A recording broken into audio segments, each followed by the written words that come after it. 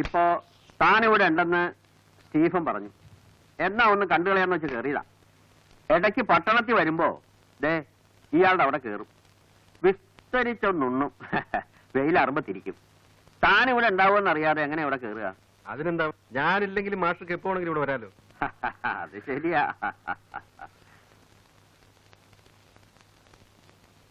ഭാര്യയാവും അല്ലേ?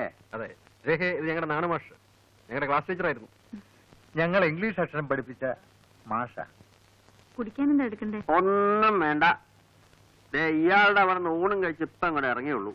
ഇനി കുറച്ചു നേരം ഒന്ന് കിടക്കണം, എന്നിട്ടാവാം കാപ്പി. എനിക്ക് കളക്ടറേറ്റിൽ ഒരു കോൺഫറൻസ് ഉണ്ട്. അപ്പം വൈകിട്ട് ക്ലബ്ബ് കാണണം. ഓക്കെ, ഞാൻ ഇറങ്ങട്ടെ.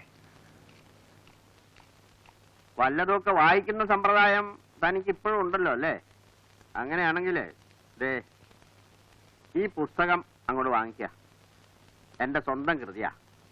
പുരാണത്തിലുള്ളൊരു പ്രമേയം, ഒരു ഒരു ഒരു ഒരു ഒരു ഒരു പുനരാവിഷ്കാരം. ഓ അത് ശരി. ഇങ്ങനെ ചില്ലറ പരിപാടികളൊക്കെ ഉള്ളത് കൊണ്ട് എന്തെങ്കിലുമൊക്കെ ചെയ്യണമെന്നൊരു തോന്നൽ ബാക്കിയാ.